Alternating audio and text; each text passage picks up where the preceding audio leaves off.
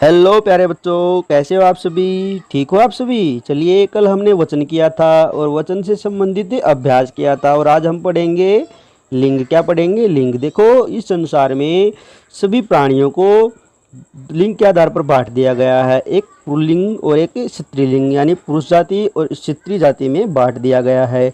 चलिए, अब हम इसको पढ़ना शुरू करते हैं। निम्नांकित चित्रों को देखिए और उनके नीचे लिखे शब्दों को पढ़िए। सबसे पहले है दादा दादी राजा रानी। उपर्युक्त शब्दों दादा तथा राजा से हमें पुरुष जाति का बोध हो रहा है, जबकि दादी तथा रानी से स्त्री जाति का। अर्थात कुछ संज्ञा शब्द हमें बताते हैं कि पुरुष जाति के हैं और कुछ बताते हैं कि वे स्त्री जाति के हैं। अतः हम कह सकते हैं कि संज्ञा शब्द के जिस रूप से उसके पुरुष अथवा स्त्री होने का बोध हो उसे लिंग कहते हैं। देखो, ये क्या बता रहा है? अब हमें चित्र के माध्यम से ये बता रहा है, जैसे दादा दादी राजा रानी। अब देखो, ये क्या है? संज्ञा शब्द हैं।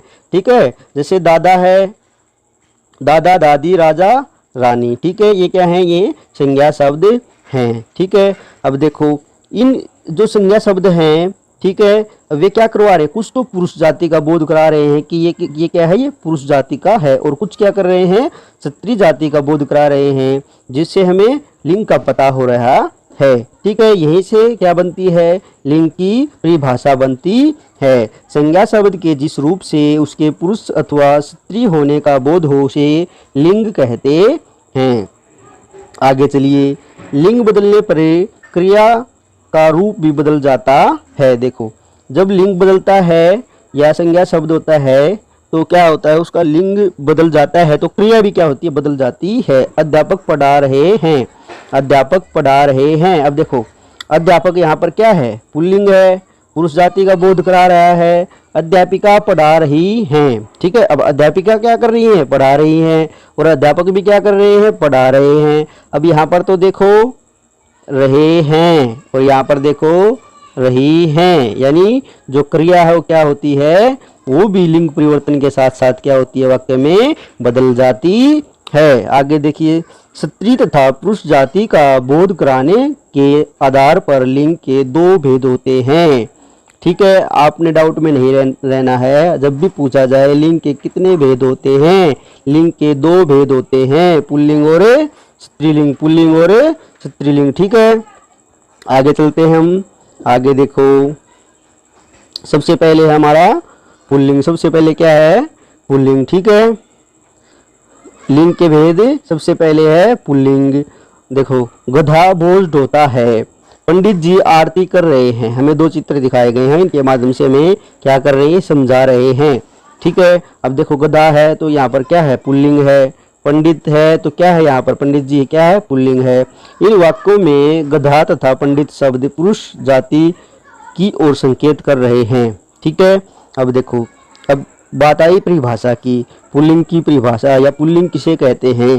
पुरुष जाति का बोध कराने वाले शब्द पुल्लिंग कहलाते हैं, जैसे पिता, नौकर, घोड़ा, स्टेशन। ठीक है, ये क्या है?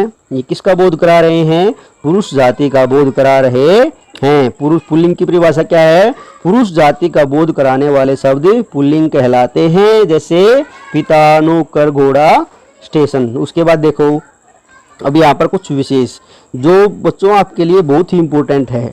ठीक है, अगर आपको ये पता चल गया तो आप बड़े ही आसानी से पुल्लिंग और स्त्रीलिंग शब्द का पता लगा लोगे। जैसे दिनों के नाम शनिवार, रविवार, शुक्रवार। ठीक है, महीनों के नाम जनवरी, फरवरी, मार्च, अप्रैल। पहाड़ों के नाम, ठीक है, जैसे हिमालय पर्वत है। ठीक है, अरावली की पहाड़ियाँ अलग हैं। ठीक है, जैसे पेड़ों के नाम, इमली को छोड़कर। इमली में अपवाद है, क्योंकि आप इमली कहोगे सर ये तो क्या है? ये स्त्रीलिंग है, लेकिन ये आती किस में? पुल्लिंग में, इसलिए इस पर क्या है? अपवाद है। अब भी जो हमारे विद्वान हैं इस बात को स्पष्ट नहीं कर पाए हैं कि ये किस में आएगी। देशों के नाम, ठीक है, जैसे भारत, फ्रांस, चीन, ये सभी किस में आएंगे? पुल्लिंग में। समुद्रों के नाम, राज्यों के नाम, ग्रहों के नाम। राज्यों के नाम जैसे हरियाणा, पंजाब, हिमाचल प्रदेश।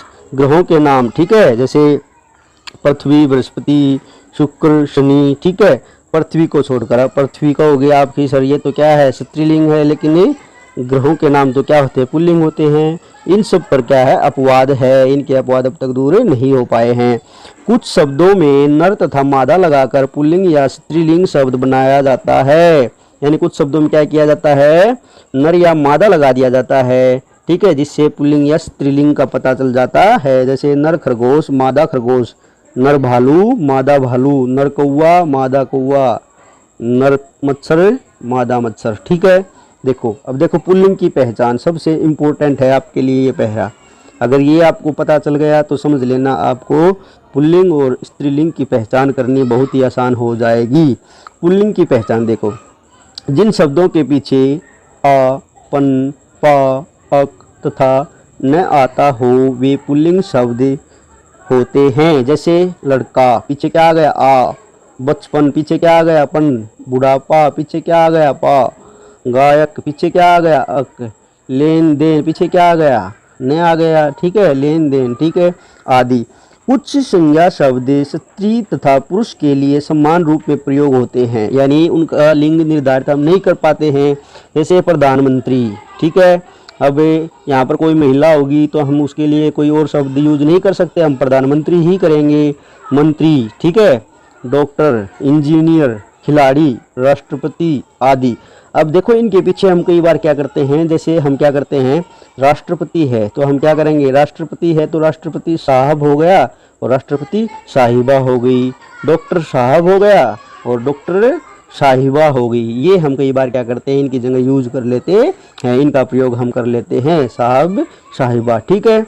आगे देखिए, आगे आता है, अब आए थे ना लिंग के कितने भेद होते हैं, लिंग के दो भेद होते हैं, पुल्लिंग और स्त्रीलिंग, ठीक है। जो दूसरा वो क्या है, स्त्रीलिंग, ठीक है। अब देखो नौकरानी कपड़े धो रही है, माँ सब्जी खरीद रही है। अब देखो माँ और नौकरानी, देखो इन वाक्य में नौकरानी तथा माँ शब्द स्त्री जाति की ओर संकेत कर रहे हैं, क्योंकि हम जानते हैं भाई नौकरानी है, पता है ये पुरुष तो नहीं, ये क्या है, स्त्री है। अब माँ भी क्या है, स्त्री है, ठीक है।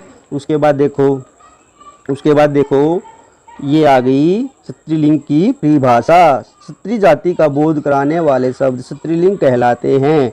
स्त्रीलिंग की परिभाषा क्या है, स्त्री जाति का बोध कराने वाले शब्द स्त्रीलिंग कहलाते हैं। जैसे दादा, दादी बन गया, दादी क्या है, स्त्रीलिंग है और दादा क्या है, पुल्लिंग है। सेठ का क्या बन गया, सेठानी, लोमड़ी, घोड़ी, घोड़ा, घोड़ी, ठीक है। अब विशेष देखो, ये आपके लिए बहुत ही क्या है, इम्पोर्टेंट हैं, ठीक है। अब देखो जो नाम स्त्रीलिंग होते हैं वे इस प्रकार हैं। जैसे देखो शक्ति सूचक नाम, ठीक है, जैसे पुलिस, सेना, समिति। लिपियों के नाम देवनागरी, फारसी। कोमल भावों के नाम दया, करुणा, ममता। नदियों के नाम गंगा, यमुना, सरस्वती, ठीक है। बोलियों के नाम, ठीक है, जैसे पंजाबी, उर्दू, ठीक है। बोलियों के नाम सबकी अपनी अपनी क्या होती हैं, बोलियां होती हैं। तिथियों के नाम, ठीक है, तिथियां होती है ना, एकादश, द्वादश, ये तिथियों के नाम भी किस में आते हैं, स्त्रीलिंग में आते हैं।